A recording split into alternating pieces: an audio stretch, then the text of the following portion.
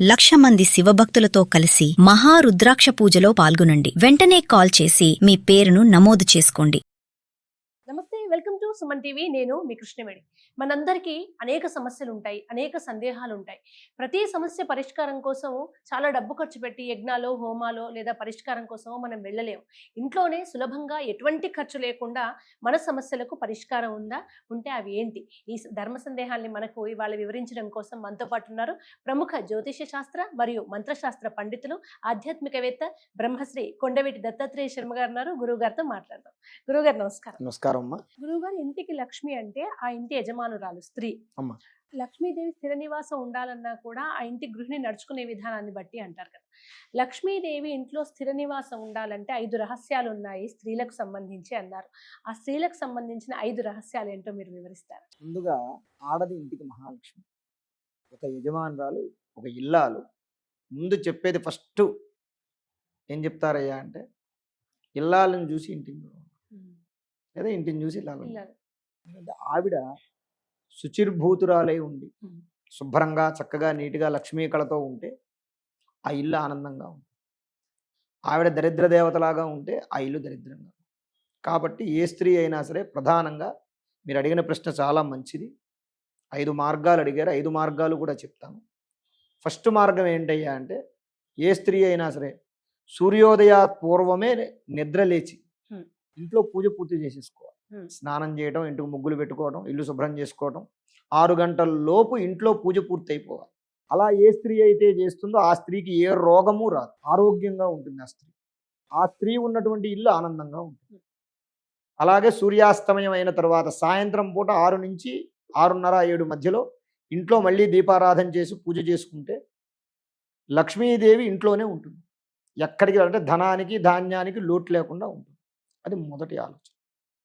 రెండవది ఏంటయ్యా అంటే, సోమవారాలు కానివ్వండి, శుక్రవారాలు కానివ్వండి, మిగిలిన రోజుల్లో ఆచరించినా ఆచరించకపోయినా అయితే సోమవారం లేదా శుక్రవారం ఆ స్త్రీ ఉపవాస దీక్ష చేయాలి. ఉపవాస దీక్ష అంటే ఏంటి? ఉదయం నుంచి సాయంత్రం దాకా తినకుండా ఉండి సాయంత్రం భోజనం మధ్యలో పాలు పళ్ళు వచ్చి ఉండటం. సాయంకాల వేళ శివాలయానికి వెళ్ళాలి. శుక్రవారం పూట ఉదయం పూట అమ్మవారి గుడికి వెళ్ళాలి. ఈ ప్రకారంగా చేసినటువంటి స్త్రీ ఉన్నటువంటి ఇంట్లో అన్యోన్యత, కలహాలు అనేది ఉండదు.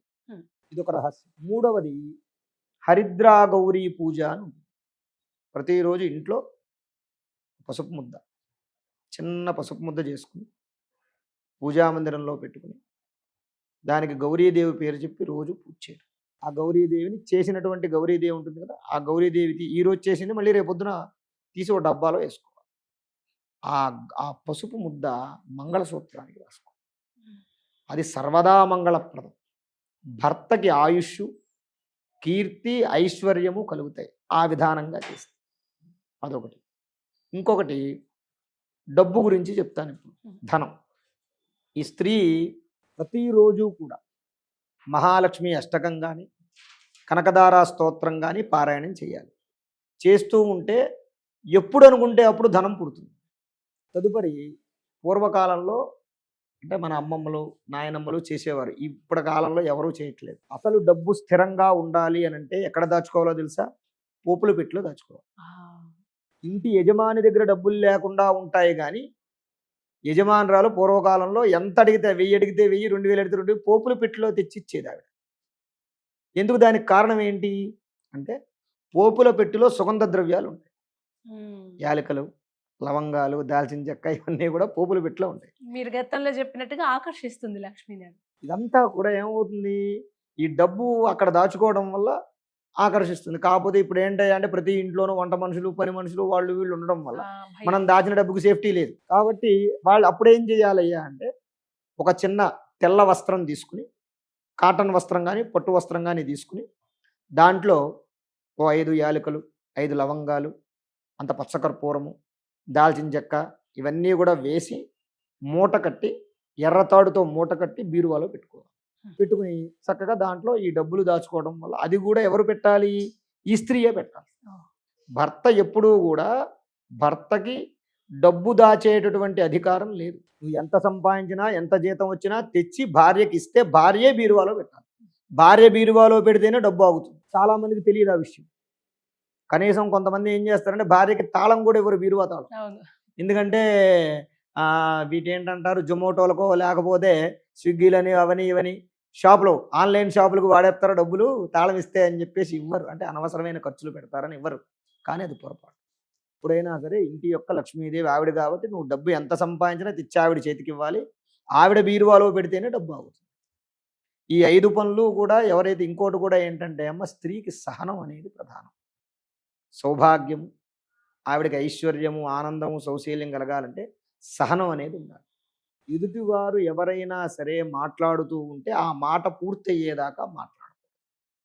స్త్రీకి ఉండవలసినటువంటి ప్రధానమైనటువంటి లక్షణం అది. భర్తే కానీ, అత్తగారే కానీ, మామగారే కానీ, ఎవరైనా సరే వాళ్ళు మాట్లాడడం పూర్తయిన తర్వాతే స్త్రీ మాట్లాడాలి. అప్పుడు ఏమవుతుందయ్యా అంటే వాళ్ళు చెప్పేది పూర్తిగా అర్థం అవుతుంది. ఆ అర్థం చేసుకుని మాట్లాడినటువంటి మాట ఆ స్త్రీని ఉన్నతురాలని చేస్తుంది. ఆయన ఏదో మాట్లాడుతుంటే మధ్యలోనే మనం మాట్లాడేసాం అనుకోండి, వాడు కోపం, వాడు ఉండి కొడతాడు, వీళ్ళు ఈ అమ్మాయికి అపార్థాలకు దారి తీస్తూ ఉంటుంది. కాబట్టి అలా అర్థం చేసుకునేటటువంటి గుణం కూడా అలవరుచుకోవటం ఒక రహస్యం. ఈ విధంగా ఎవరైతే ఏ స్త్రీ అయితే చేస్తారో వారికి చక్కగా ఇంట్లో ఆ స్త్రీ ఉన్నటువంటి ఇల్లు. ఇంకోటి కూడా ఒక విషయం చెప్తాను, చాలామందికి తెలియదు. ఇప్పుడున్నటువంటి కాలంలో ఇంటికి ఆడపడుచుల్ని ఎవ్వరూ పిలవట్లేదు. ఇంట్లో శుభకార్యాలు జరిగినా సరే పిలవట్లేదు. గొడవలనో ఇంకోటనో పెట్టుకుని కావాలని ఈగోలకు పోయి చేస్తున్నారు. ఏ ఇంటి ఆడపడుచు అరే నా అన్నగారో నా తమ్ముడో నన్ను ఇంటికి పిలిచి కనీసం జాకెట్ ముక్కైనా పెట్టలేదు, అంత పసుపు కుంకాలు కూడా పెట్టట్లేదని బాధపడుతుందో ఆ అన్నగారు ఇల్లు ఎప్పటికీ దరిద్రంగానే ఉంటుంది. ఆవిడ బాధపడుతున్నంతకాలం దరిద్రంగానే ఉంటుంది. కాబట్టి తల్లిదండ్రులను కానివ్వండి, ఆడపడుచులను కానివ్వండి, ఎప్పుడూ కూడా నిర్లక్ష్యం చెయ్యొద్దు. ఎప్పుడూ కూడా గట్టిగా వాళ్ళతో మాట్లాడద్దు. ఒకవేళ నీ మీద అక్కసుతోటి వాళ్ళు ఏదైనా దుష్ప్రచారాలు చేసి వాళ్ళు ఏదైనా మాట్లాడినా సరే మీరు సహనంగా ఉండండి. మీరు సహనంగా ఉంటే మీ విలువ వాళ్ళకి తర్వాత తెలుస్తుంది.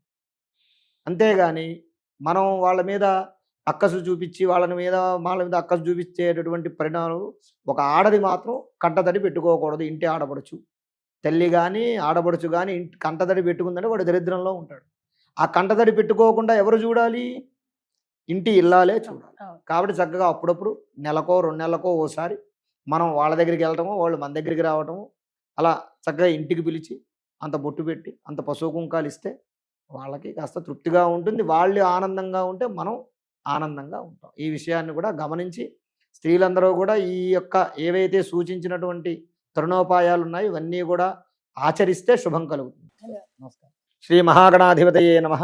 ఆరోగ్యము, ఐశ్వర్యము, ఆనందము, ఆర్థిక లాభం ఇవన్నీ కలగాలంటే ఆగస్టు 11వ తారీఖు మంగళవారం రోజున మేము నిర్వహించేటటువంటి 1,00,000 రుద్రాక్షల పూజలో పాల్గొనండి. పరమేశ్వరుడి యొక్క అనుగ్రహం వల్ల సర్వ విధములైనటువంటి కష్టాలు నివారణమై ఐశ్వర్యాలు కలుగుతాయి. 1,00,000 రుద్రాక్ష పూజలో పాల్గొనేటటువంటి వారు స్క్రీన్ మీద స్క్రోల్ అవుతున్నటువంటి నంబర్లకు కాల్ చేసి రిజిస్ట్రేషన్ చేసుకోగలరు.